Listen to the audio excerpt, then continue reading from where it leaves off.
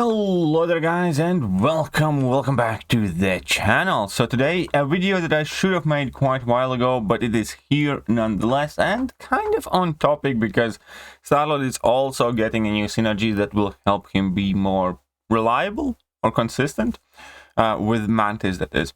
So today we do have a rank 4 Starlord showcase with some interesting fights. And huge thank you for sending this in to me. Also, check out Evizone, which is the best way to get in touch with me if you do want to submit some of your own gameplay of unusual rank ups or perhaps some unusual fights. And, well, let's get to it. I think appropriately, we're going to start with Realm of Legends Winter Soldier, the official punching bag of MCOC, just to kind of like evaluate the base damage in the 500k HP range. So obviously Starlord does have a chance to proc his Fury, and once that does happen, he does, you know, get somewhat noticeable attack boost, but the entire point is do not lose your combo, and before long you will be hitting like crazy. Now first level 2 immediately hits for like 40k, but obviously we can see much better numbers from Starlord, and now at this point he was already dishing out like 11k medium crits there, 8k light crits, and obviously every single hit on his combo meter does provide him with even more attack damage based on how many hits are in your combo meter. And this brings back some good old memories of using Starlord for virtually everything in the game. There was a time when Starlord was de facto one of the best champions in the game, definitely the sole best answer for Labyrinth of Legends and a whole bunch of other content, and then we can see already like a 3k plus shock. So at the moment you can see that it was 1 minute and 10, which is actually not a bad speed at all. 1 minute and 10, 74 hits is not too bad whatsoever. Let's get on to the next fight here, and this one is one of those jacked Havocs. I do not quite remember from which piece of content this one is. It seems like this is the Eternity of Pain Havoc. So we all can relate to fighting this guy because, well, many of us did and used our Odins and whatnot. And now let's see how quickly can Starlord run through this guy. Obviously, in this matchup, throwing your level 2 is kind of risky because if you do it and you get a wrong proc with that shock and you do not have an armor up at all times, that's going to be a painful time. So, you know, I personally would likely reserve myself to level 1s in this fight, because level 2 is quite risky, because there's no significant benefit, I would say, into throwing your level 1 as well. But as long as it works out, it does. Now, keep in mind that Havoc does have massive crit resistance, so he does take reduced damage from critical hits. But the key of this fight obviously was to get in your parries consistently and be careful when you dex, because this is what can happen. He did take a burst of detonation damage here from that Havoc, and that immediately relieved Starlord from about half of his health. He does get his dexes in here just fine. He does need to get in an armor up pronto, otherwise trouble. Whew, just in time. That was just in time there. And now we have a nice armor break proc, but at this point already 10k light crits, nothing to scoff at. Nothing to scoff at. 10k light crits there. Again, he just needs to get in that armor up. 9k medium non-critical hits. Now that's a lot of damage.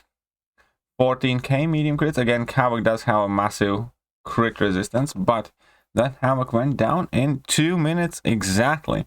Now, next two fights are actually the ones that I really looked forward to watching in their entirety, because if you do remember, this Kang was a bit of a problem when initially variant 4 came out, because this is the Kang that's on selective time stream, and it effectively means that unless you have Shock or Incinerate on Kang when that timer is set to expire, he basically heals full and purifies all debuffs on him.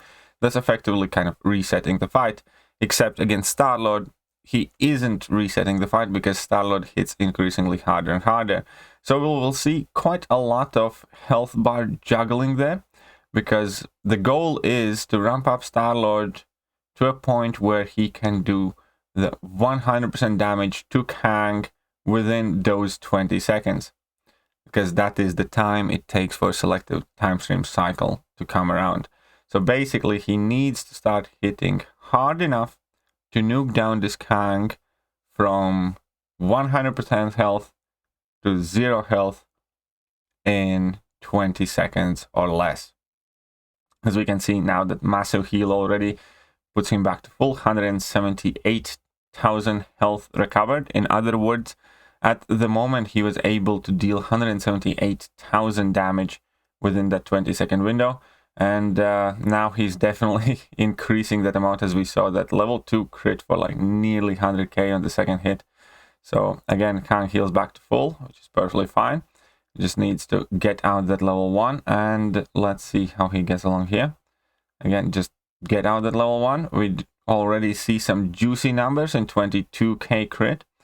And we have 140k total damage from this level 2. And again, it just will keep going up and up and up. Now, I am not 100% sure if this is a max Sig Star-Lord, because obviously the higher the Sig level on your Star-Lord, the faster his damage ramps up to 400 hits. I do believe that Kabam put a limit to it at 400 hits. So we'll see. So we are 120 some hits in. But that shock expired just before. Oh no, he did manage to get it in. And what is the biggest hit in this fight? It's 106k crit from that one special attack. But obviously, towards the end, there was a tremendous amount of damage. And now let's move on to Realm of Legends Old Man Logan. Now, this is a perfect test dummy there. So let's have a go at it. And this is going to be interesting. So 1.5 million health pool. Let's see how quickly it goes down. And this definitely does bring back memories. I did my Labyrinth of Legends when it initially arrived with Star-Lord as well. And back in the day, it was a struggle. Today, you can run through Labyrinth without using any units really, or a handful of items, and you have like your A-guns and you have your other broken champions. But when Labyrinth came out, it was more or less either you have a Star-Lord or you're gonna hate yourself for even thinking or trying to do Labyrinth of Legends. And even with Star-Lord, it was by no means any walk in a park. Any of the old school players will remember that random evade where opponents evade and just taps you once and you lose your combo meter and you kind of have to start over.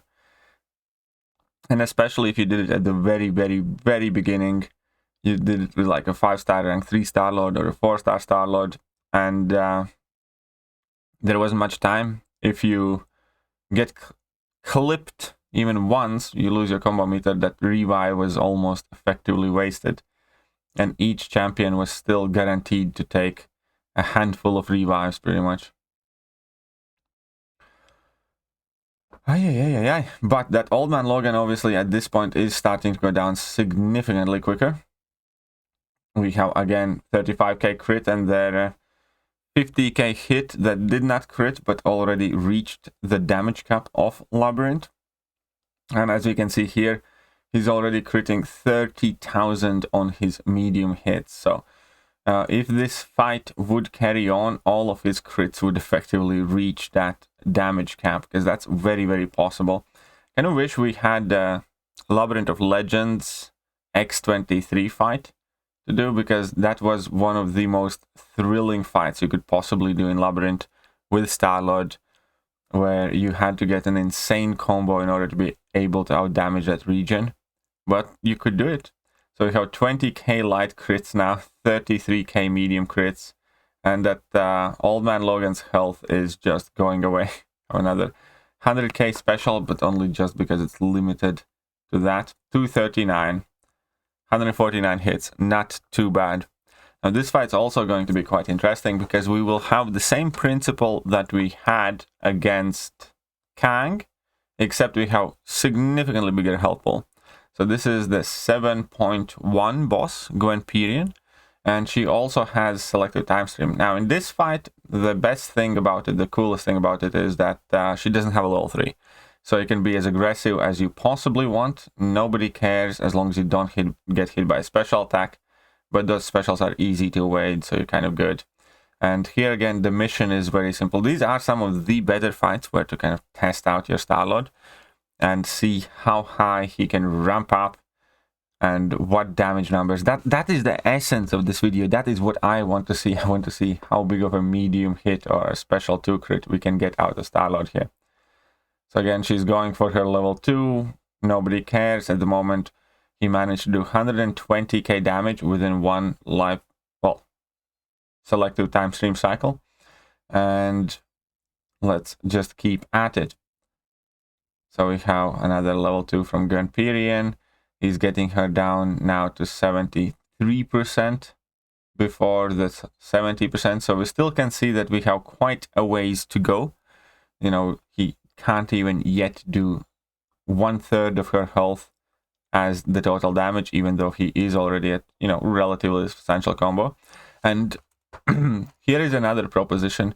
Imagine how busted Star-Lord would be if he could carry over combo like Aegon, or at the very least, let's say Guillotine 2099. If you finish opponent with level 3 or any special attack or something like that, you start the next fight with, you know, 100, 200 combo.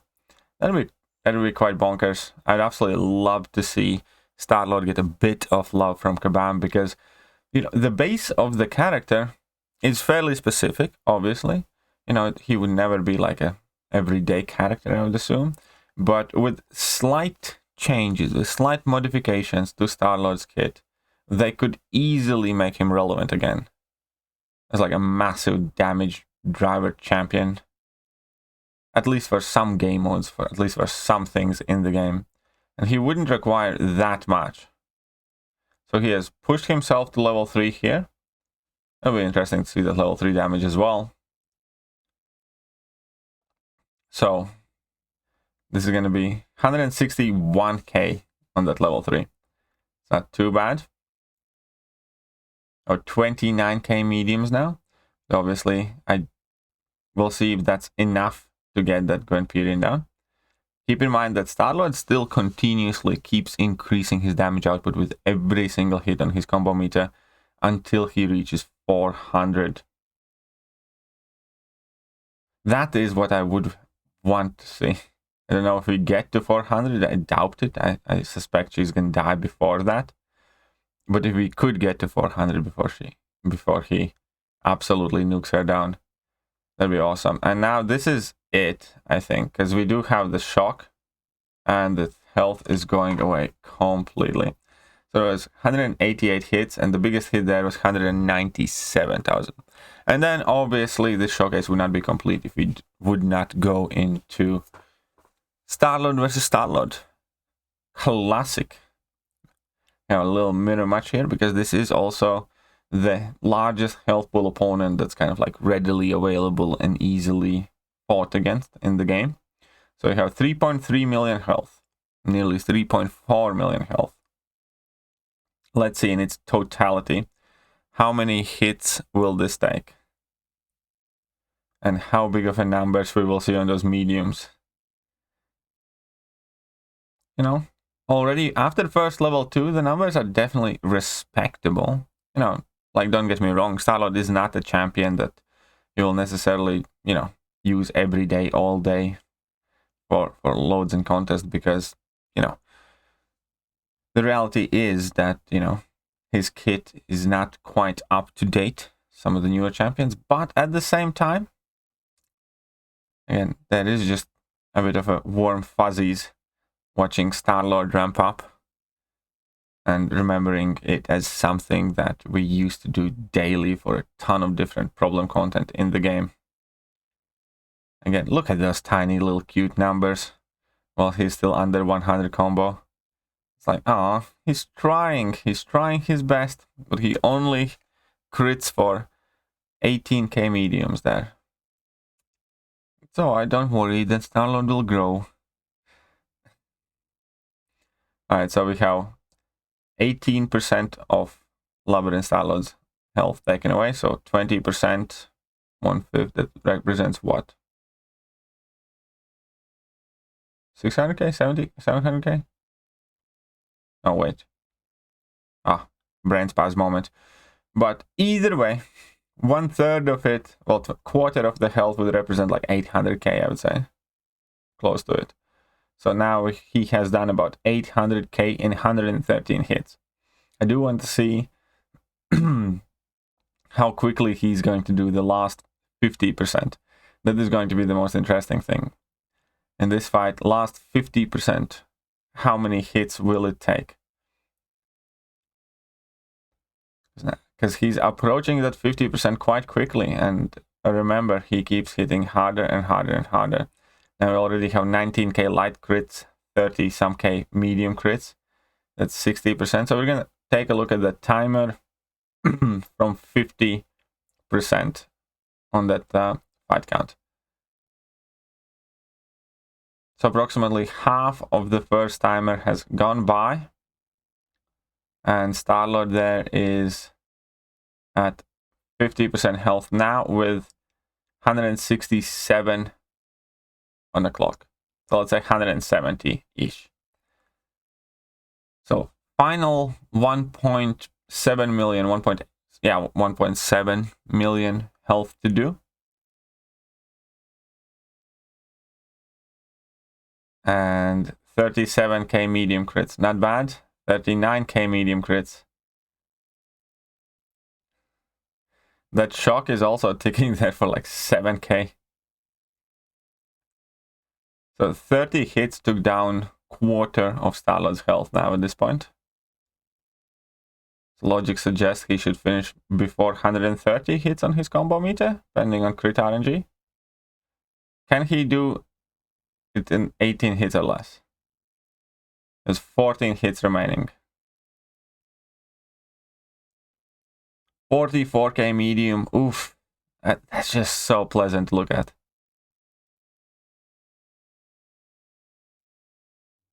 Not quite, not quite. It's gonna be slightly over, but 1%.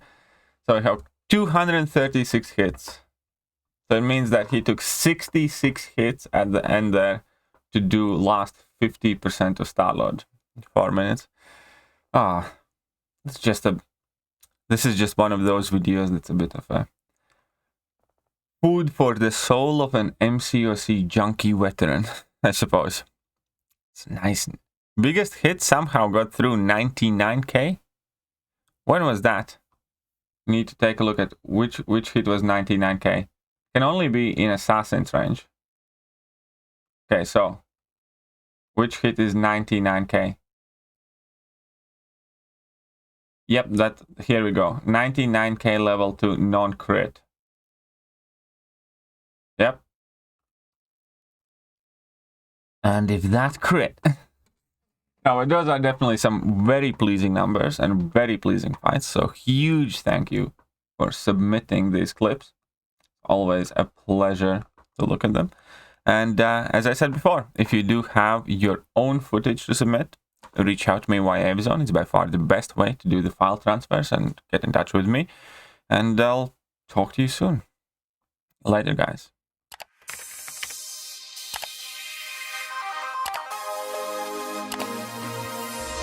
Hello there, guys, and welcome back to the channel. So we have all the information about the